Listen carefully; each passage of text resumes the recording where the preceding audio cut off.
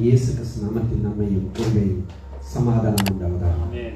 இந்த தியானத்துக்கு உதவியாக லூக்கா 12ஆம் அதிகாரம் 35-36 வசனங்களை எடுத்து வாசிப்போம். லூக்கா 12ஆம் அதிகாரம் 35-36 வசனங்கள்.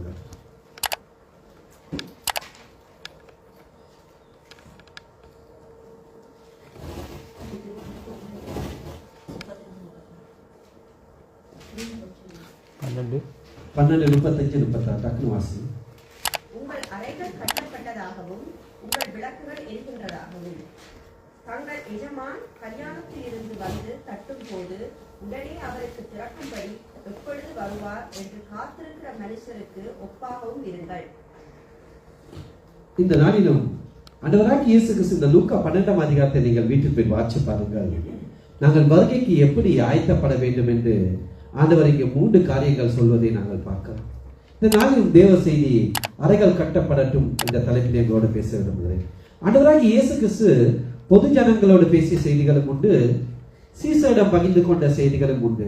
அவர் சிலைகளை ஊமையாகவும் மரப்பொருளாகவும் பேசினார், சிலவற்றை வெளியரங்காகவும் மனம் திறந்து பேசினார். வருகைக்கு எப்படி ஆயத்தப்படுவது, அந்த நிலையாத நாளை கர்த்தருடைய வருகை எப்படி இருக்கும், அந்த வருகைக்கு ஆயத்தமாக நாங்கள் என்ன செய்ய வேண்டும், வருகையில் யார் கைவிடப்படுவார்கள், யார் எடுத்துக் கொள்ளப்படுவார்கள், அதற்கு நாங்கள் எப்படி இருக்கணும், விழித்திருக்க வேண்டும். ஜெபத்தோட எத்தனையோ காரியங்களை ஆண்டவர் பேசியிருக்கிறார். தேவ பிள்ளைகளே, வருகையின் அடையாளங்கள் எல்லா இடத்திலும் காணப்படுகின்றன. எல்லா தீர்க்க தரிசனங்களும் நிறைவேறிவிட்டன. நாங்கள் வரலாற்றிலே ஒரு விளிம்புக்கு வந்திருக்கோம், சர்வத்தில் ஒரு ஓரத்தில் நின்று கொண்டிருக்கோம். ஆண்டவராகிய இயேசு கிறிஸ்து வருகையை அந்நிய கண்கள் அல்ல, சில பேரை நம்முடைய கண்களே காணும். ஏன்னா கடைசி காத்து வந்திருக்கிறோம். இன்னைக்கு அநேகர் ஆண்டவருடைய வருகை குறித்து பேசுறதே இல்லை, அதை பற்றி சிந்திக்கிறதே இல்லை. ஏனோ தானோ என்று நாங்கள் வாழ்ந்து கொண்டிருக்கோம். அவர் உன்னை வாழாக்காமல் தலையாக்குவார், அப்படி ஆசீர்வாதிப்பார், இப்படி ஆசீர்வார், எங்க பார்த்தாலும் ஆசீர்வாத செய்திகள். ஆண்டவருடைய வருகையில யார் எடுத்துக்கொள்ளப்படுவார், யார் கைவிடப்படுவார், அதுக்கு நான் எப்படி பரிசுத்தப்படுத்தணும். ஆண்டவர் சொல்லுகிறார், அநியாயம் செய்கிறவன் இன்னும் அநியாயம் செய்யட்டும், அசுத்தம் உள்ளவன் இன்னும் அசுத்தமாகட்டும், நீதி செய்கிறவன் இன்னும் செய்யட்டும், பரிசுத்தம் உள்ளவன் இன்னும் பரிசுத்தமாகட்டும். இதோ நான் சீக்கிரம் வருகிறேன், அவன் கிரியக்கத்தக்கதாய் அவனுக்கு பலன் அளிப்பேன். இந்த அநேக ஊழியக்காரரை பார்க்கிறேன், ஆண்டோட வருகையை கொடுத்து பேசுறதில்லை, கடைசி கால செய்திகளை பேசுறதில்லை. ஆசீர்வாதம் ஆசீர்வாதம் ஆசீர்வாதம். தேவனுடைய ராஜ்யத்தை நீதியை தேடும் போது ஆசீர்வாதம் கிடைக்கும். ஆண்டோட தண்ட பிள்ளைகளை அள்ளி கொடுப்பார், அவர் கிள்ளி கொடுக்கிறதில்ல. ஆனா நாங்கள் ஆண்டோடைய வருகையிலே இவ்வளவு செஞ்சு இவ்வளவு கஷ்டப்பட்டு ரட்சிக்கப்பட்டு ஆண்டவருக்காக ஓடி கைவிடப்பட்டோமானால் என்ன நிலைமை? நாம் செலவழிக்கும் ஒவ்வொரு வினாடியும் நாம் கல்லறையை நோக்கி, அதாவது மண்ணிலே புதைந்து போகும் நாளுக்காக எங்களுடைய சரீரம் அந்த மண்ணிலே அடக்கப்பட்டு புழு புழுத்து நாட்டம் எடுக்கும் நாளை நோக்கி ஓடிக்கொண்டிருக்கோம் என்று ஒரு தத்துவ ஞானி சொன்னான். நான் அதை ஏற்றுக்கொள்ள மாட்டேன். நாங்கள் செலவழிக்கும் ஒவ்வொரு நிமிடமும் ஆண்டவராகிய இயேசு கிறிஸ்துவின் வருகை நெருங்க. வருகைக்கு எப்படி ஆயத்தமாகுவார் என்று ஆண்டவர் 3 காரியங்களை சொல்லுகிறார்.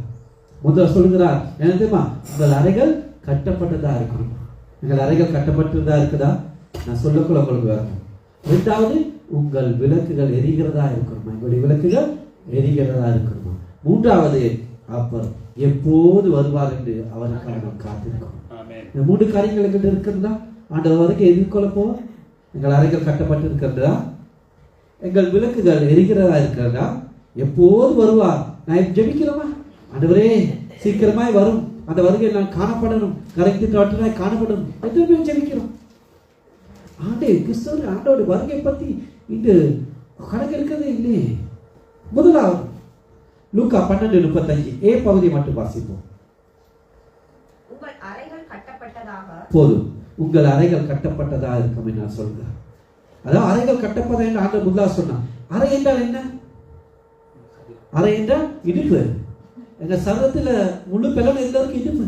இடுப்பு பலன் இல்லாட்டி ஒன்றுமே செய்யலாம். எங்க சர்வத்துல வேலை செய்யலாம், ஓடையலாம், நடக்கலாம். இடுப்பு அவ்வளவுதான்.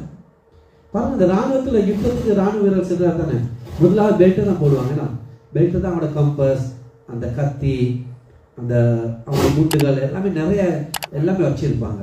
பழைய கால ராணுவ வீரர்கள் கூட அவனோட பால், சின்ன கத்தி, நிறைய சாமான்கள் அப்படியே பட்டி கட்டி வச்சிருப்போம் பழைய காலத்து வீரர்கள். கிராமங்கள் அவங்களுக்கு தெரியும், அந்த தண்ணி எடுக்க பெண்கள் போவாங்க அந்த கிணத்துகள், முதல் அதையே கட்டிக்கொள்வாங்க, தண்ணி கொண்டு சுமந்து கொண்டு போவாங்க. மீன் விற்கிற மீன் வியாபாரிகளை பார்த்துருப்பீங்க, அதை மீன் தலையை கூடையில் வச்சுக்கொண்டு சிலங்கெல்லாம் போவாங்க. அப்போ அதே நல்லா அந்த இடுப்பை கட்டி கொள்வாங்க. அப்போதான் என்ன செய்யும், உறுதியோடு அந்த பாரத்தை நாங்கள் சுமந்து கொள்ள செல்ல முடியும். தேவப்பிள்ளைகளே, அரை கட்டப்படும் என்பது தூர பயத்துக்கு நம்மை ஆயத்தப்படுத்துவது மட்டுமல்ல, அது ஒரு மன வலிமையை குறிக்கின்றது, மன உறுதியை குறிக்கின்றது. எப்படியாவது அந்த முயற்சியை செய்யணும், எப்படியாவது இலக்கை அடையணும், அப்படியாவது அந்த நோக்கத்தை அடையணும். ஆண்டோடைய வருகையில் நான் எடுத்துக்கொள்ளப்படணும், அந்த ஆண்டோடைய வருகையில நான் ரகசிய வருகையில அப்படின்னு என்ன செய்யணும், எங்கள் அறைகள் கட்டப்பட்டதா இருக்கணும். நாங்கள் ஒரு தூர பயணம் போறோம், அப்ப என்ன செய்யணும், எங்களோட அறைகள் கட்டப்பட்டதா இருக்கும். பிள்ளைகளே, அறை கட்டாமல் பண்ண நடக்கும். ஒரு நாங்கள் ஏதாவது மிச்ச பார்த்து தூக்கிட்டு போறோம், ஒரு பெல்ட்டை போட்டு இருக்காமல் சும்மா லூஸா என்ன செய்யணும், போகல வயிறு குடும்பம் வேணும், அப்படி நடக்கல வயிறு குடும்பம், சோர்வு வரும், கலப்பு வரும். மிச்ச தூரம் அந்த குறிப்பிட்ட தூரத்தை எங்களுக்கு நடக்கலாம் போயிருந்தேன் பிள்ளைகளே. சோர்வு வந்தால் இலக்க தீர்மானத்தை நோக்கத்தை அடைய முடியாம நாங்கள் போவோம். எங்களோட வாழ்க்கை ஒரு பயணம் தானே. பாருங்க, நம்முடைய ஆவிக்குரிய பயணம் எப்போது ரட்சிக்கப்பட்டமோ அன்னைக்கு ஆரம்பிச்சு ஆண்டவராகிய இயேசு கிறிஸ்து வருகையில முடிவடைகின்றது. இஸ்ரேல் ஜனங்கள் எகிப்தின் அடிமைத்தனத்திலிருந்து விடுதலாக்கி கானானுள் போறார்கள். நாங்களும் என்ன செய்யணும், உலகமாகி எகிப்திலிருந்து புறப்பட்டு பரம கானானை நோக்கி பயணித்துக் கொண்டிருக்கோம், பரலோக ராஜ்யம். அப்போ என்ன செய்ய, எங்கள் அறைகள் கட்டப்பட்டதாக இருக்கும். ஆண்டவராகிய இயேசு கிறிஸ்துவ ஆண்டவர் நம்பி இருக்கணும். எனக்கு அது வேணும், இது வேணும், அது செய்யணும், இது தரணும், வேலை தரணும், வெற்றி தரணும், திருமணம் தரணும், எல்லாத்துக்கும் அவர் நம்பி இருக்கணும், எல்லாத்துக்கும் அவரை ஜெபிக்கிறோம், இடைவிடாமல் காத்திருக்கிறோம். அதே போல என் ஆண்டவர் எப்போது வருவார் என்று நாங்கள் காத்திருக்கிறோமா? இடைவிடாமல் காத்திருக்கணும் தேவர்களே. அப்படி காத்திருக்க மட்டுமல்ல, எங்கள் அறைகள் கட்டப்பட்டதாக இருக்கணும். தன் அறைகளை கட்டிக்கொண்டு அப்போஸ்தலனாகிய பவுலடிகள் சொல்லுகிறார். பிலிப்பியர் 3ஆம் அதிகாரம் 13-14 வசனங்களை வாசிப்போம். பிலிப்பியர் 3ஆம் அதிகாரம் 13-14 வசனங்கள். சகோதரரே, அதை குறித்து கொண்டேன் என்று நான் எண்ணுகிறதில்லை. ஒன்று செய்கிறேன், பின்னானவைகளை மறந்து முன்னானவைகளை நாடி கிறிஸ்து இயேசுவுக்குள் தேவன் அழைத்த பரம அழைப்பின் பந்தய பொருளுக்காக இலக்கை நோக்கி தொடர்கிறேன். நாங்கள் என்ன செய்கிறோம், ஒரு ஓட்ட பந்தயத்தில் இருக்கிறோம். என்ன ஓட்ட பந்தயத்தில் ஓடுவதற்கு சட்டத்திட்டங்கள் இருக்கு. அந்த பாருங்க, நம்ம ஒலிம்பிக்ல கூட ரீலேல அந்த காம்பு ஒழுங்கா கொடுக்கலன்னு கோல்டு மெடலே கேன்சல் பண்ணாங்க. அது மாதிரி மல்யுத்தம் செஞ்சாலும் சட்டத்திட்டங்கள் பற்றி வெற்றி பெற முடியும். சும்மா இதை அதிகமாக எங்களோட வாழ்க்கை ஏனோ தானோ என்று வாழாம் என்று எண்ணக்கூடாது. கண்டதே காட்சி கொண்டதே கோலம் என்று எங்களை மனசு மாமன விரும்பதை விட்டு விட்டு போடக்கூடாது. கிறிஸ்தவர்களாகி நாங்க இச்சை அடக்க அவசியம் தேவைப்படுகிறது. ஒரு இச்சை அடக்கம் வேணும், இச்சை அடக்கம் வேணும். கிறிஸ்தவர்களாக எங்களுக்கு ஒரு குறிப்பிட்ட நோக்கத்தை போக வேண்டும் என்றால் ஒரு இச்சை அடக்கம் வேணும். உலக காரியங்களுக்குள்ள ஒரு இச்சை அடக்கம் வேண்டும். அவர் சொல்றாரு பாருங்க, பரிசுத்த பவுலடிகள் கிறிஸ்து இயேசுக்குள் தேவன் அழைத்த பழைய அழைப்பு என்று சொல்லுகிறார். அதன் அர்த்தம் என்ன? தேவன் என்னை உங்களை ரட்சித்த ஒரு நோக்கம் இருக்கின்றது. அந்த நோக்கங்கள் எல்லாம் அந்த அடங்கும் தேவ பிள்ளைகளே. அதான் ரட்சிப்பு, ஆண்டவராகிய இயேசு கிறிஸ்து ஒப்பாக மாறுதல், பரலோகத்திலே நாங்கள் அவரோடு இருத்தல், விபஸ்தம் தரித்தவர்களாக இருத்தல், அவர் உடன்பாக்காளியாக இருந்த ஜீவ கிரீடம், வாடாத கிரீடம், மகிமை கிரீடம், நீட கிரீடம், எத்தனையோ ஆசீர்வாதங்களை எங்களுக்கு ஒரு வாசகத்தை வைத்தது. அது எல்லாமே அதற்குள்ள அடங்கும், அந்த பரம அழைப்புக்குள். அதை நோக்கித்தான் நானும் நீங்கள் ஓடிக்கொண்டு இருக்கிறோம். எதுக்காக ஓடுகிறோம்? அதுக்கு ஓடுமா? இந்த கிறிஸ்தவர் நாங்கள் எதுக்கு ஓடுகிறோம் சொல்லுங்க? நீங்க அடைய கிறிஸ்தவர் அந்த பரம அழைப்பு பரம பொருளை அடையில ஓடுறாங்க, ஏதோ தானே ஓடுறாங்க. நான் இந்த முன்னுக்கு இருக்கணும், நான் பெருமையா இருக்கணும், நான் பெரியனாகணும், அவனை இதாக்கணும், அதுக்காக இதுக்காக இல்லை தேவனே, அது எல்லாமே வேஸ்ட்.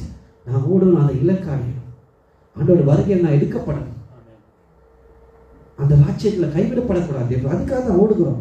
எபிரேயர் 12:1 சொல்லுகின்றது, ஆகியார் மேகம் போல இத்தனை திரளான சாட்சிகள் நம்மை சூழ்ந்து கொண்டிருக்க பாரமான யாவட்டையும் நம்மை சுட்டி நெருங்கி நிற்கிற பாவத்தையும் தள்ளிவிட்டு விசுவாச தோக்கிறவரும் முடிக்கிறவரும் ஆகிய இயேசு கிறிஸ்துவை நோக்கி நான் நியமித்த ஓட்டத்தில் பொறுமையோடு ஓடுகிறோம். யாரை நோக்கி நாங்கள் ஓடுகிறோம்? இயேசு கிறிஸ்துவை நோக்கி. நாங்கள் எதை நோக்கி ஓடுகிறோம்? உயர்வு, பதவி, காசு, பணம், பொருள், ஆசைகள், அவனை தள்ளுறோம், இவனை தள்ளுறோம், அவனை பத்தி பேசுறோம். இல்லை இல்லை இல்லை, நான் அவனுக்கிட்ட பரம அழைப்பு ஆண்டவராக இயேசு கிறிஸ்துவை நோக்கி நாங்கள் ஓட வேண்டிய. அப்போ அதுக்கு என்ன செய்யணும்? அறைகள் கட்டப்பட்டதா இருக்கும். நான் பிறகு சொல்றேன் அறைகள் எப்படி கட்டப்படுகிறது. பாபிலோனுக்கு வருவதற்கு முன்பாக தானியேலின் அறைகள் கட்டப்பட்டிருந்தது. அதான் சொல்லுகிறார், நான் ராஜாவின் போஜனத்தால் திராட்சரசத்திலும் நான் கரைப்பட மாட்டேன். எனக்கு அவர் சும்மா அவர் பருப்பும் இது கீரையும் சோறுந்தாங்க போதும். ஏன்? அவர் உறுதியோடு இருந்தார். ராஜா என்னை கொண்டு போட்டாலும் பரவாயில்ல, நான் எதற்காக வந்தனும் அந்த நோக்கத்தை முடிப்பேன். யோபு பக்தன் சொல்லுகிறார், என் கண்களோடு உடன்படிக்க பண்ணினான், ஒரு கன்னிகை மேல் நினைப்பாயிருப்பேனா. என் கண்கள் இயேசு கிறிஸ்துவை காணணும், அந்த கரத்தில் இருக்கக்கூடாது. எனக்கு பார்வை இல்லாமல் போனாலும் பரவாயில்ல, நான் கரை தெரியாட்டவளா இருக்கும் சொல்லி யோபு பக்தன் சொல்லுகிறார். அறைகள் கட்டப்பட வேண்டும் என்று ஆண்டவராகிய இயேசு கிறிஸ்து சொன்னார். அதுக்கு அப்போஸ்தலனாகிய பேதுரு தெரியுமா சொல்கிறார், உங்கள் மனதின் அறைகள் கட்டப்பட்டதா இருக்க வேண்டும். சர்வத்தின் அறை இடுப்பு, மனதின் அறை என்ன? சிந்தனை. எங்கள் சிந்தனை என்ன செய்வது? அது கட்டப்பட்டிருக்கும் தேவ பிள்ளைகளே. மனதிலே எண்ணங்கள் அலை போடக்கூடாது. நாங்கள் 2 நினைவுகளை தடுமாறக்கூடாது. எங்கள் நோக்கம் ஆண்டவருடைய வருகையில் எடுத்துக் கொள்ளப்படும். அதுதான் 2 உலகம், ஆண்டவர் இல்லை இல்லை இல்லை உலகத்தையே போய் நான் பொய்க்கு என்னது 2 தோணி வச்சு நிறைய பேர் அப்படித்தான். நிறைய பேர் நான் பார்க்கிறேன், உலகத்துக்கு காலை வச்சுக்கொண்டு ஆண்டவருக்குள்ள வேலை இல்லை, பொய் வேலை. உலகத்துக்கு முன்னாடி ஆண்டவருக்குள்ள வரணும். என்ன சும்மா வேஸ்டா பண்ணாங்க ஆவிக்குரிய வாழ்க்கை. ஆகவே தேவ பிள்ளைகளே, மனம் ஒரு குரங்கு. குரங்கு ஒரு இடத்துல இருக்குமா? இருக்காது. அது புள்ளி புள்ளி சின்ன பிள்ளைங்க பாரு உலகத்துல உட்கார்ந்து இருக்க மாட்டா, அங்க கொஞ்சம் உட்கார இங்க கொஞ்சம் உட்கார். அதே மாதிரி குரங்கு அங்க பாய் இங்க பாய். அதே போலதான் மனம் கூட. சில சபைக்கு வந்தாலும் நான் பார்த்திருக்கேன், மனம் கத்தருக்குள் நிலைத்திருக்காது, ஆராதனை நிலைத்திருக்காது, துதி வேலை நிலைத்திருக்காது, தேவ செய்திகளை நிலைத்திருக்காது, ஆண்டவரோடு ஐக்கியப்பட மாட்டார்கள், துதிகளை நிலைத்திருக்காது. இங்கே இருப்பார்கள், மனம் எங்கவே இருக்கும். நான் வீடு கதவை முடித்து வந்தேன்னா நைட்டு போயிட்டு என்ன சமைக்கணும், காசை கசை மறந்து வச்சுட்டு வந்தேன்னா என்னென்னோ நினைவுகள் இருப்பாங்க, என்னெல்லாம் எண்ணிக்கொண்டு இருப்பாங்க. தேவ செய்திகளை கவனிக்க மாட்டாங்க, ஆண்டவரோட ஐக்கியப்பட மாட்டாங்க, சோர்ந்து போயிட்டு என்னோ நினைவுகள் இருப்பாங்க. தேவ பிள்ளைகளே, சிந்தனை வேற எங்கே இருக்கும். அந்த நாவல் மரத்துக்கு குரங்கு காய தெரியுமா? முதல்ல குரங்கிட்ட கேட்குமா, அவர் சொல்லுமா, என்னை பிடிக்கல, என்னை இதெல்லாம் மரத்து மேல வச்சு. அதே போலதான் இன்னைக்கு அநேக விசுவாசிகள் என்ன செய்யறாரு தெரியுமா? அவர் சரீரம் தான் சபையில இருக்கின்றது, ஆனா மனம் எங்கேயோ இருக்கின்றது, சபையில இல்லை. அநேகரை இங்க இருக்கிற போக்குல கூட ஆதியான உணர்த்துவாங்க. தேவ பிள்ளைகளே, நாங்க ஜெபிக்க போகிறோமா, உபாசிக்க போகிறோமா, சபைக்கு போகிறோமா, துதிக்க போகிறோமா, வாலிப கூட்டங்களுக்கு போகிறோமா, உபாச ஜெபங்களுக்கு போகிறோமா, தேவனுடைய ஆராதனைக்கு போகிறோமா, பைபிள் ஸ்டடிக்கு போகிறோம். எங்கள் மனதின் அறைகள் உறுதியாக கட்டப்பட்டு இருக்கும். நான் ஜெபிக்க போகிறேன், தேவனோடு ஐக்கியப்பட போகிறேன், தேவ செய்தியை காணமாய் கேட்க அதன்படி நான் கொடுத்து வாழ போகிறேன், தேவனை சபையில வந்து துதித்து ஸ்தோத்திரித்து பாட போகிறேன், அவரை உயர்த்த போகிறேன். என் சிந்தனைகளை வளர்க்கிற அந்த சாத்தானின் வல்லமையில் கிறிஸ்துவின் வல்லமையில் அழிந்து கொள்ளுகிறேன் என்று ஒரு தீர்மானத்தோட மனதின் அறைகள் உறுதியா இருக்கணும். தேவ பிள்ளைகளே, சரி, மனதின் அறைகள் என்று சொன்னால் அதை எப்படி நாங்கள் கட்டுப்படுத்துவது? எபிரேயர் 6:14 ஏ பகுதியை மட்டும் வாசிப்போம். எபேசியர் 6:14 எபேசியர் 6:14 ஏ பகுதி மட்டும்.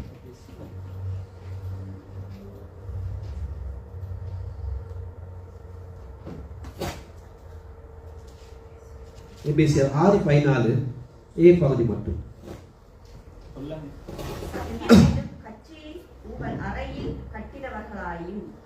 பாருங்க, சத்தியம் என்னும் கச்சை, அதுதான் என்ன? வேத வசனங்கள். வேதம் என்பது பரிசுத்த வேதாகம் மட்டுமல்ல, அது சத்திய வேதாகமும் கூட. அப்ப உங்கள் எப்படி அறைகள் கட்டப்பட்டிருக்கணும்? தேவனுடைய வசனங்களால் உங்களோட வாழ்க்கையை அனுபவித்துக் கொள்ள.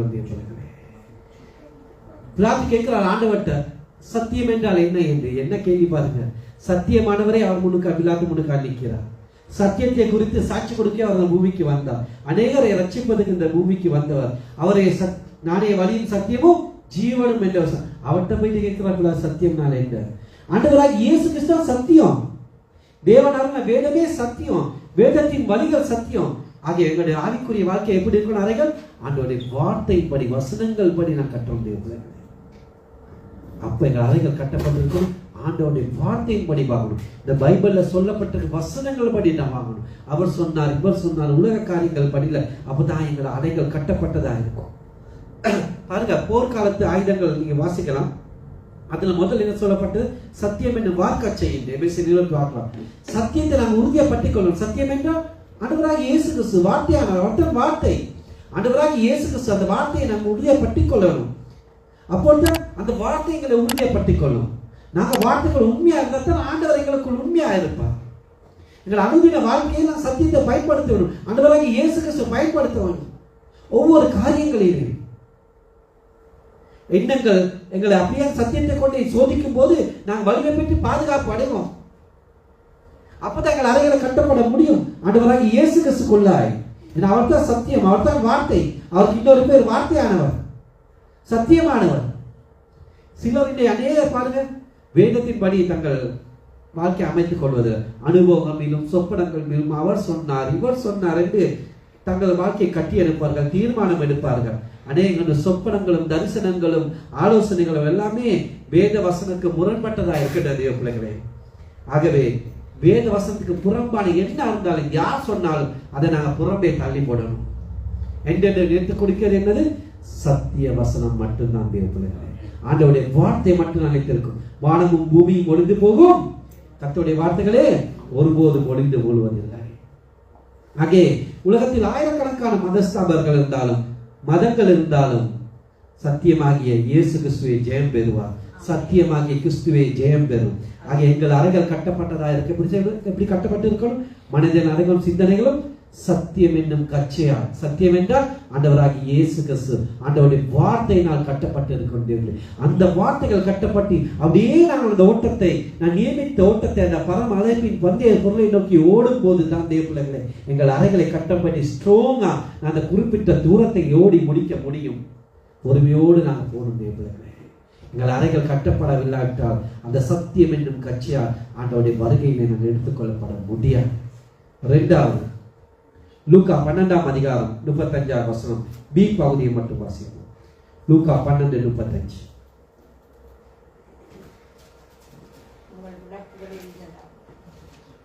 அடுத்தது, உங்கள் விளக்குகள் எரியட்டும் என்று சொல்றேன். இந்த முதலாவது என்ன செய்யணும்? எங்கள் அறைகள் கட்டப்பட்டு இருக்கணும். அடுத்தது, எங்கள் விளக்குகள் எரியட்டும். அதாவது எங்கள் விளக்குகள் எரிகிறதா, ஒளி வீசுகிறதா, இல்லாட்டி மங்கி மங்கி எரிகிறதா, இல்லை அணிந்து போயிருக்கிறதா? ஆண்டவர் சொன்னா நீங்க இந்த வாழ்க்கையில் எடுத்து பண்ண உங்க விளக்கு எரியதா இருக்கணும். எங்கள் விளக்கு எரியதா மட்டும் வாழ்க்கையை கர்த்தருக்கு பிரகாசிக்கணும், ஒளி வீசணும். மலை மேல் இருக்க பட்டணம் ஒருபோதும் மலைந்திருக்க மாட்டாது. ஏசாயா 60:1 சொல்ல, எலும்பி பிரகாசியும் ஒளி வந்தது, கர்த்தருடைய மகிமை உண்மையில் உதித்தது என்று. ஒரு மனிதன் ரட்சிக்கப்படும் போது தேவனுடைய தீபம் அவனுக்குள் ஏற்றப்படுகின்றது. பிள்ளைகளே, எப்போது நீங்க ரட்சிக்கப்படுகிறீர்களோ ஆண்டவராகிய இயேசு கிறிஸ்து தீபம் உங்களுக்குள் ஏற்றப்படுகின்றது. ஆகவே அந்த ஒளி விளக்கு எப்போதும் எரிந்து கொண்டிருக்கணும். ஆண்டவருடைய வருகை மட்டும் அது பிரகாசி கொண்டிருக்கணும், மற்றவருக்கு ஒளி கொடுத்து கொண்டிருக்கணும். அப்பதான் அந்த காலத்தில் உள்ள அந்த மனிதர்கள் அந்த ஆச்சரியமான ஒளிரத்தை வருவார்கள். உங்களை பார்த்து ஆண்டவராகிய இயேசு கிறிஸ்து நம்ம அணிந்தார். எங்களுடைய விளக்கி அலைந்து போயிருந்தால் மற்றவருடைய விளக்கு எப்படி பற்ற வைப்பது? மங்கி மங்கி வெளிச்சு கொடுத்தா மற்றவங்களுக்கு எப்படி வெளிச்சம் கொடுப்பது? கொஞ்ச நேரம் எரிஞ்சிட்டு கொஞ்ச நேரம் அணிஞ்சு போனா எப்படி மற்றவங்களுக்கு விளக்கு கொடுப்பது? எப்போதும் தேவ பிள்ளைகளே, எங்களுடைய விளக்கு எரிகிறதா இருக்கும். விளக்கு எரியணும். எண்ணெய் இல்லாமல் அணைந்து போன அந்த தீவட்டிகளை மட்டும் கையில் வைத்து இந்த கண்ணிகளை பற்றி உங்களுக்கு என்ன செய்தார்? வருகையில் கைவிடப்பட்டார். தீவட்டிகளோடு எண்ணெயோடு ஆயத்தமாக இருந்த அந்த கண்ணிகள் ஆண்டவருடைய வருகையில் எடுத்துக் கொள்ளப்பட்டார்கள். இந்த ஏன் அணையோட தீபங்கள் எரியாமல் போகின்றன? ஏன் தெரியுமா? முதலாவது, மத்தேயு 5:15.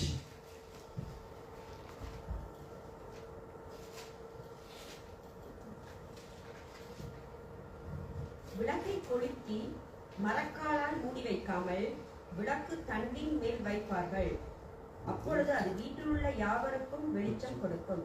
ஏன் தெரியுமா? முதலாவது, மரக்காலால் அவர்கள் விளக்கை மூடுறது. பாருங்க, நாங்க விளக்க பத்த வச்சு இப்படி ஒரு தண்டின் மேல் இப்படி வச்சா அந்த ஒளி எல்லாத்தையுமே கொடுக்கும். எங்களை விளக்கு தண்டின் மேல் இருக்குது, அல்லது மரக்கால மூடி வச்சா இருக்கும். இப்படி விளக்கு எடுத்து ஒரு இதாக மூடி வச்சா ஆக்சிஜன் பிராணவாயு இல்லை, அது அணைஞ்சு போயிடும்னா. அப்போ மரக்கால் என்பது என்ன கூடுது? பழைய காலத்தில் மரக்கால் சொன்னா அதாவது வியாபாரத்துகளுக்காக பயன்படுத்தப்பட்ட ஒரு பாத்திரம். ஆகவே அது தொழிலை காண்பிக்கின்றது, வேலையை காண்பிக்கின்றது. இந்த அநேக நாங்க பாருங்க சிலர் வேலை என்றும் வியாபாரம் என்றும் ஓவர் டைம் என்றும் எக்ஸ்ட்ரா டைம் என்றும் அது என்றும் இதுவும் என்றும் இரவா ஓடி ஆண்டவருக்கு நேர்த்த கொடுக்காம எங்கள் தீபத்தை எல்லாமே நாங்கள் நடத்தி விடுகிறோம். நீ அநேக தீபங்கள் அத்தான் எக்ஸ்ட்ரா டைம், சனிக்கிழமை சபைக்கு வராம ஞாயிற்றுக்கிழமை சபைக்கு வராம செஞ்ச டபுள் ட்ரிபிள் சம்பளம் எங்களை தீபங்கள் அணிந்து விடுகின்றன.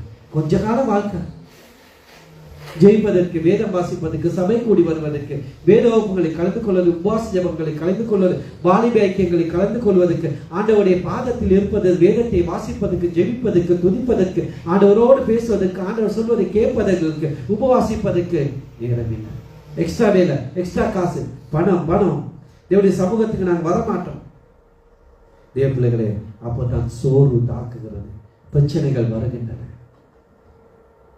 ஆகவே இது உண்மையான ஒரு சம்பவம். தேவ பிள்ளைகளே, இந்தியாவில் ஒரு லோரி டிரைவர் சாட்சி சொன்னா நான் பார்த்தேன். அவர் சபைக்கு போய் கொண்டிருந்தார். ஞாயிற்றுக்கிழமை அவருக்கு லோரி எக்ஸ்ட்ரா நல்ல காசு. அப்போ ஞாயிற்றுக்கிழமைகளை அப்படியே லோரி ஓட்ட போயிருக்கார். ஒரு நாள் அப்படியே ஓட்டி கொண்டு போய் பள்ளத்துலேருந்து அப்படியே லோரி திறந்துட்டான். அப்படியே திறந்து கொண்டு போயிட்டான். அப்போது ஓ இயேசுவே என்று சொல்லி கத்துனான். அப்படியே அந்த லோரியை அவர் உணர்ந்தார். ஒரு கரம் பிடித்து அப்படியே மரங்களுக்கு இடையாய் அப்படியே சொல்வது போல. அப்போது உணர்ந்தார், ஞாயிற்றுக்கிழமை சேர்ச்சுக்கு வராத தான் இந்த பிரச்சனை.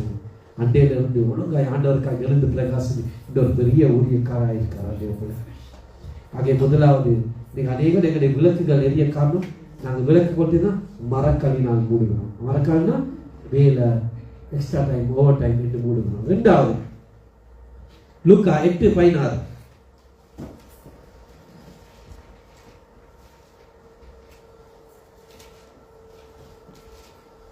ஒருவனும் விளக்கை கொளுத்தி அதை ஒரு பாத்திரத்தினாலே மூடவும் மாட்டான். போதும் பாருங்க. அடுத்தது பாத்திரம் மூடப்பட்ட விளக்கு. யாராவது ஒரு விளக்கை கொளுத்தி அப்படியே ஒரு பாத்திரத்துல மூடி வைப்பாங்களா? இன்னைக்கு அனைவரும் விளக்கு அணிஞ்சு பார்த்தா காரணம்.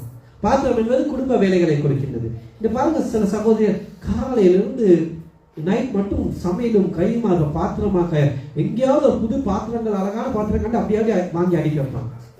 மாமியாருக்கு ஒரு சமையல், மகளுக்கு ஒரு சமையல், மகனுக்கு ஒரு சமையல், புருஷனுக்கு ஒரு சமையல், விருந்தாளிகளுக்கு ஒரு சமையல், சமையல் சமையல் சமையல். கிச்சன்லேயே இருப்பாங்க. ஜெபிக்க, வேதம் வாசிக்க, ஆண்டோட ஐக்கியம் கொள்ள, ஆண்டோட தொடர்பு கொள்ள இல்லை. ஒரு 2 மணிக்கு ஆண்டோட செலவழிக்க இல்லை. மாட்டால் சமையல் வேலை மும்முரமாக ஈடுபட்டு மரியாதை என்ன செஞ்சா, ஆண்டவராகிய இயேசு கிறிஸ்து பாதத்திலிருந்து தன்னை விட்டு எடுப்பார். நல்ல பங்கை இவருடைய வார்த்தைகளுக்கு கோபமா கொண்டிருந்த மாத்தாளை பார்த்து ஆண்டவர் என்ன சொல்றார்? மாத்தாளே மாத்தாளே, நீ அநேக காரியங்களை குறித்து கவலைப்பட்டு கலங்குகிறாய், தேவையானது ஒன்றே, மரியாதை தன்னை விட்டு எடுப்பாத நல்ல பங்கை தெரிந்து கொண்டார். தேவனுடைய முதல் தேவனுடைய ராஜ்யத்தினுடைய நீதியை தேடுங்க. அப்போது இவையெல்லாம் உங்களுக்கு கூட கொடுக்கப்படும். முதல் ஆண்டவருக்கு முக்கியத்துவம் கொடுப்போம். எங்கள் ஜெப வாழ்க்கை, வேத வாசிப்பு, உபவாசம், ஊழிய வாழ்க்கை, விசுவாச வாழ்க்கை, பரிசுத்த வாழ்க்கை, சபை ஐக்கிய வாழ்க்கை, எங்கள் பாத்திரங்களை மூடி போடக்கூடாது. பிள்ளைகளை வீட்டு வேலை அந்த வேலை, சமையல் வேலை அந்த வேலை இல்லை, ஆண்டவருக்கு கொடுக்க வேண்டிய நேரத்தை கொடுங்க. முதலாவது. மூன்றாவது இன்னொரு கூட்டம் இருக்கின்றது. லூக்கா 8:14 வாசிப்போம். அது கட்டிலின் கீழே வைக்கவும் மாட்டான். பாருங்க, யாராவது நாங்க விளக்க கொடுத்து கட்டில கீழே வைப்போமா? முதலாவது கூட்டம் என்ன செய்யும்? மரக்கால் நான் மூடுவாங்க. ரெண்டாவது பாத்திரத்தை நான் மூடுவாங்க. பாருங்க, ஒரு மரக்கால் நான் மூடுறவனு இருப்பாங்க, பாத்திரத்தை மூடாது. இந்த மூன்றாவது கூட்டம் கட்டிலுக்கு கீழே டேஞ்சரஸ். கட்டிலுக்கு கீழே நீங்க விளக்க வச்சா என்ன செய்யும்? அப்படியே எரிஞ்சு போயிடும். கட்டில இருக்க என்ன கூட கணனிக்கிறை நாபி சோம்பல், சொகுசு வாழ்க்கையை குறிக்கின்றது. நீங்க அநேக சோம்பல், சபைக்கு வர சோம்பல், இந்த 2 மணிக்கு அங்க போயிட்டு என்ன செய்யணும்? சுகபோகமா சொகுசு வாழ்க்கை, சந்தோஷமான வாழ்க்கை. சபையை போயிட்டு என்ன செய்யணும்? அங்க போயிட்டு சினிமாவுக்கு அங்க போகணும், இங்க போகணும், அதை கொடுக்கின்றது. இப்படிப்பட்டவர்களுக்கு ஆத்ம பாரங்கள் இதுதான் டேஞ்சர். தேவைப்படுகிறது இந்த கட்டிலுக்குள்ள விளக்கம் டேஞ்சர், சோம்பல்தனமான, ஆண்டோடைய சமூகத்தை உதாசீனம் செய்யறது. இப்படிப்பட்டவர்களுக்கு ஆத்ம பாரம் இல்லை, ஜெபாவி இல்லை, நித்தியத்தை குறித்து கவலை இல்லை, தேவ சமூகத்தை குறித்து கவலை இல்லை, தேவ ராஜ்யத்தை குறித்து கவலை இல்லை, ஆண்டவருடைய வருகை குறித்து கவலை இல்லை, சபையை குறித்து கவலை இல்லை, ஆண்டவரை குறித்தே சபைகளே. நீங்க அநேகம் சொல்லுவாங்க, ஏன் சிஸ்டர் ஏன் பிரதர் வரல? என்ன பிரதர், 5 நாளும் வேலை இருக்கிறது, ஞாயிற்றுக்கிழமை ஒரு சனிக்கிழமை, அன்னைக்கு உடுப்பு துவைக்கணும், இந்த 2 மணிக்கு ஆகலையா? இந்த சபைக்கு வர அன்னைக்கு கடைக்கு போகணும், மார்க்கெட்டு போகணும், இந்த 2 மணிக்கு ஆகல. அப்ப என்ன விளங்குது? எத்தனை பேர் சொல்லி இருக்கிறாங்க. சலமோன் ஞானி நல்ல ஒரு உதாரணம் சொல்லுகிறார். நீதிமொழிகள் 6:9 எடுத்து வாசிப்போம். நீதிமொழிகள் 6:9.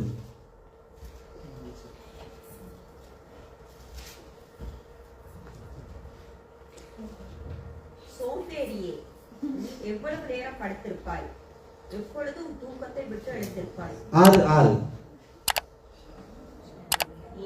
சோம்பேறியே, நீ எறும்பினிடத்தில் போய் அதன் வழிகளை பார்த்து ஞானத்தை கற்றுக்கொள். இப்படிப்பட்ட சோம்பேறிகள் எவ்வளவு நேரம் கைகளை முடைக்கொண்டு படுத்திருப்பார்கள்.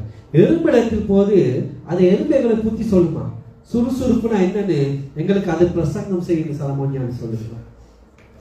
எறும்புகள் தெரியுமா, மழை காலத்துக்காக அது கோடை காலத்திலே சாப்பாடெல்லாம் சேர்த்து வைக்குமா. சலமோனியா சொல்லுதா, எறும்புனக்கு பிரசங்கம் பண்ணும், எப்படி உற்சாகமா தேவ சமத்துக்கு வாழ்றது, தேவனுடைய காரியங்களை செய்வது, தேவனோடு ஐக்கியப்படுவது என்று. இந்த காலை நேரம் ஆண்டவரோடு ஆழம் ஐக்கிய கொள்கிற நேரம் தேவனே துதித்து மகிழ்ந்து ஆண்டவர் அதிகாலையோடு போடுகிறார். இருட்டோடு பிதாவின் சமூகம் ஜெயிப்பதற்காக அநேக பாருங்க மனம் அதே மாதிரி தான். காலையில தான் தேவ பிள்ளைகளே பரலோக மண்ணா சேகரிக்கும் நேரம். வெயில் வர வர என்ன செய்யும், மண்ணா அப்படியே உருகி போயிடும், இல்லாம போயிடும். ஆக தேவ பிள்ளைகளுக்கு தான் காலையில் தான் புத்தான கிருபைகளை கிடைக்கின்றன. ஆகவே ஆபிரகாம் லிங்கன் அமெரிக்கா ஜனாதிபதியா இருந்தவர் கூட அதிகாலை 4 மணிக்கு எழும்பி ஆண்டவரோடு சமூகத்தில் நின்று பேசி ஜெபித்து விட்டு தான் அந்த காரியங்களை செய்வார். ஆகவே தேவ பிள்ளைகளை எங்கள் விளக்குகள் எரிய வேண்டும். நான் இந்த 3 காரியங்களால் எங்களை விளக்கில் அணைத்து போடுங்க. மரத்தினால் மூடக்கூடாது, பாத்திரத்தினால் மூடக்கூடாது, கட்டில் கீழே கொளுத்தி வைக்கக்கூடாது. எங்கள் விளக்கு எரிய வேண்டும் மட்டுமல்ல, அது பிரகாசிக்க வேண்டும், மற்றவர்களுக்கு அது ஒளி கொடுக்க வேண்டும். எங்களை உள்ளமாய விளக்கு ஆண்டவராகிய இயேசு கிறிஸ்து மகிமை பிரதிபலிக்கின்றது. விளக்குதா? எங்கள் உள்ளத்துல எப்ப ரட்சிக்கப்பட்டமோ அப்ப அந்த தீபம் ஏற்றப்படுங்க. எங்களை பார்த்தால் ஆண்டவரிடத்தில் அநேகர் வருவார்கள். பாருங்களோட வாழ்க்கையை. ஆகவே நாங்க இருந்து பிரகாசிக்கிறவர்களா இருக்கோம். தேவர்களே, விளக்கு எரியல என்ன வேணும்? முதலாவது அதுக்கு ஒரு விளக்கு எரியனா என்ன வேணும்? என்ன அது அதான் பரிசுத்த ஆவியானவர். அந்த எண்ணங்களை நிறைவேற்ற தேவர்களே, ஜெபத்தை ஸ்தோத்திர தேவனோடு ஐக்கிய கொள்ளப்பட்டால் பரிசுத்த ஆவி எங்களுக்குள் இருக்கிறார். அந்த என்ன மட்டும் இருந்தா போதுமா? விளக்கு வேற என்ன வேணும்? திரி வேணும். ஆகவே அந்த விளக்கெரிய நீளமான திரி எங்கள் உள்ளத்தில் பரிசுத்த ஆவியானவர் மட்டும் வந்தா போதாது. பரிசுத்த ஆவியான அந்த எண்ணெயோடு மூழ்கி இருக்கிறோம். அதாவது ஆவியானோட ஐக்கியம் கொண்டிருப்பது அவசியம். அனுதினமும் ஜெபிக்கணும், வேதத்தை வாசிக்கணும். அப்போதான் ஆண்டவரோடு ஐக்கியம் கொண்டு இருக்கும்போது அந்த எண்ணெயோடு அந்த திரி அப்படியே அந்த எண்ணெய்க்குள்ள அப்படியே அந்த எண்ணெயோடு இதாவி அந்த அப்படியே அது ஒளி வீசிக்கொண்டே இருக்கும். எண்ணெயும் அந்த திரியும் அப்படி இருந்தோம். அதே மாதிரி தான் நாங்கள் பரிசுத்த ஆவியான ஆழமா ஐக்கியம் கொண்டிருக்கும் போது ஆவியானவர் எங்களுக்குள் வெளிச்சத்தை கொடுப்பார். தேவர்களே, அப்போ நான் நீரூட்ட நடப்பட்ட அந்த மரம் அருமையான கனிகளை கொடுப்பது போல, அந்த கண்மலையின் மேல் கட்டிய வீடு உறுதியா இருப்பது போல ஆவியானோடு நாங்கள் ஆழமாய் தொடர்பு கொண்டு இருக்கும் போது எழுப்பி பிரகாசிக்க முடியும். தேவர்களே, ஆகவே அப்போ தான் எங்கள் ராஜாக்களும் எங்கள் ஜாதிகளும் எங்களுக்கு ஓடி வருவது. ஆகவே முதலாவது ஆண்டவருடைய வருகையில் இருக்க அடையாளம் உங்கள் அறைகள் கட்டப்பட்டதா இருக்கணும். 2வது எங்கள் விளக்குகள் எரிகிறதா இருக்கும். எங்களுடைய விளக்கு எதில் நாம் மூடக்கூடாது, மரக்கால் நாம் மூடக்கூடாது. தொழில் பிசினஸ் வேலை எக்ஸ்ட்ரா டைம் பார்த்துதான் பெண்கள் வீட்டு வேலை என்று. இப்ப ஆண்களும் அப்படிதான், பெண்கள் மட்டுமில்லை ஆண்களும் சமையல் ஆகிட்டாங்க. ஏன்னா அடுத்தது கட்டிலுக்கிற சோம்பேறி தான், சொகுசு வாழ்க்கை. கடைசியாக லூக்கா 12:36.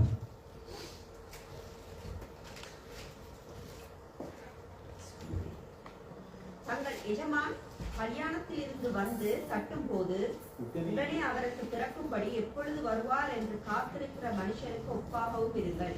கர்த்தருடைய வருகைக்காக காத்திருக்கணும். தங்கள் எஜமான் கல்யாணத்தில் இருந்து வந்து தட்டும் போது உடனே அவருக்கு திறக்கும்படி எப்போதும் வருவார் என்று காத்திருக்க மனுஷனுக்கு ஒப்பா இருக்கார். நாங்கள் ஆண்டவர் வந்து இப்ப கதவை தட்டினா கதவை திறக்க ரெடியா இருக்குமா?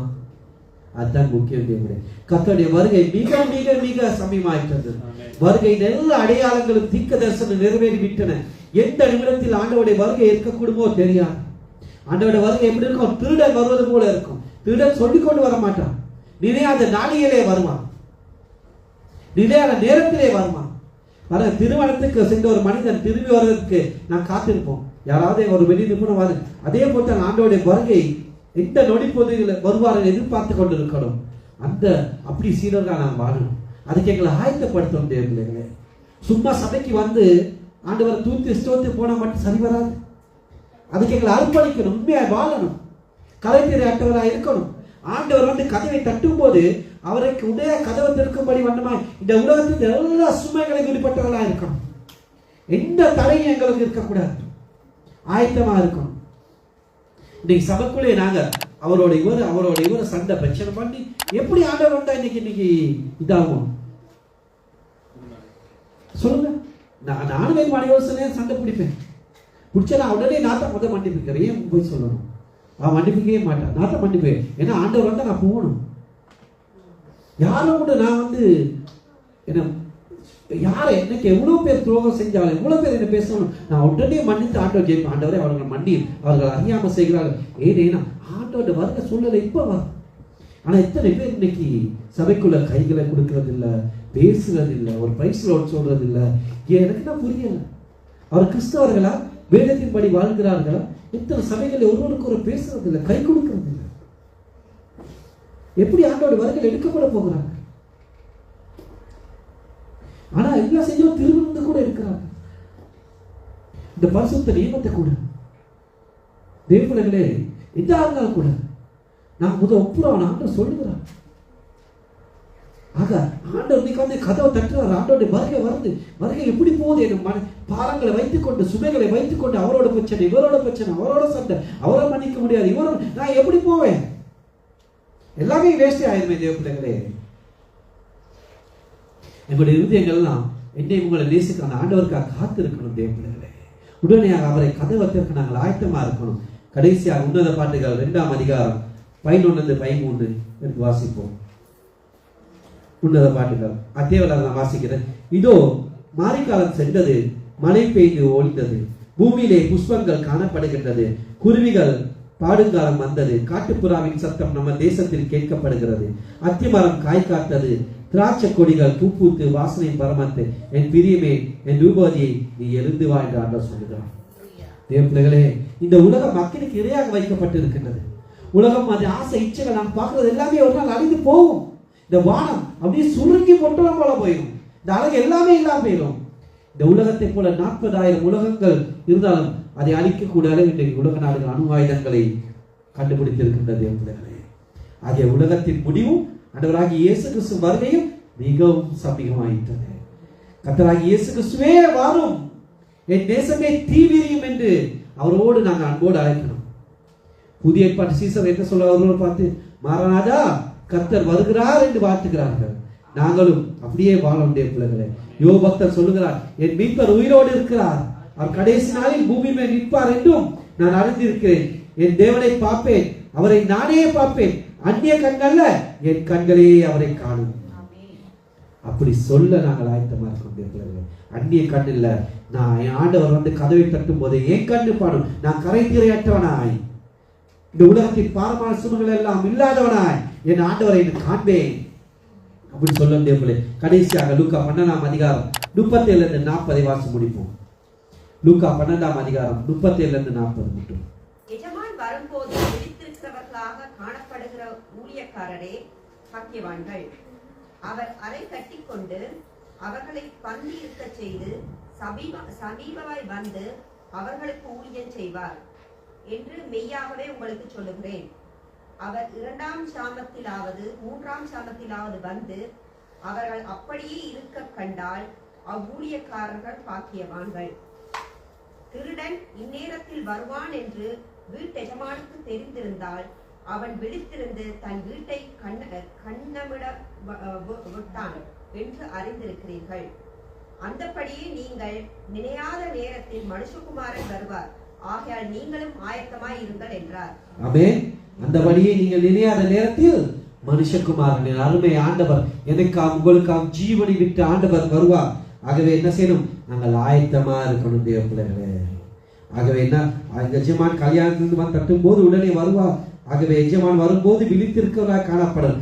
ஊழியக்காரரை நாங்கள் யாரும் பாக்கியவானோம், அவர் அவரை கட்டிக்கொண்டு எங்களுக்கு அவர் ஊழியம் செய்வார். ஆகவே அன்பானவர்களே, என் ஆண்டவருடைய வருகை மிக மிக மிக சமீபமாயிற்று. அந்த வருகைக்கு நாங்கள் ஆயத்தப்படும். ஒரு விசை எல்லோரும் அப்படி எழுந்திருந்து இந்த கேட்ட வார்த்தையின்படி ஆண்டவரோட வருகையில் நாங்கள் கைவிடப்படக்கூடாது, எடுத்துக்கொள்ளப்பட வேண்டும் தேவ பிள்ளைகளே. ஆக என்ன செய்ய வேண்டும்? எங்கள் அறைகள் கட்டப்பட்டதா இருக்க வேண்டும். எப்படி எங்கள் அறைகள் கட்டப்பட வேண்டும்? சத்தியம் என்னும் கச்சையினால். சத்தியம் என்றால் ஆண்டவராகிய இயேசு கிறிஸ்துவோட வார்த்தை, அவருடைய வார்த்தையினால் எங்கள் அறைகள் கட்டப்பட்டதா இருக்கணும். அடுத்தது எங்கள் விளக்குகள் எரிகிறதா இருக்கணும் தேவ பிள்ளைகளே.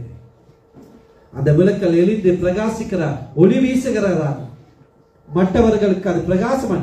அந்த காலத்தில் மக்கள் ஆச்சரியமான ஒளித்து வரத்தக்கதா, மலை மேல் இருக்க பட்டணம் மறைந்திருக்க மாட்டாது என்ற வார்த்தையின்படி அநேக நம்மிடத்தில் வரணும்.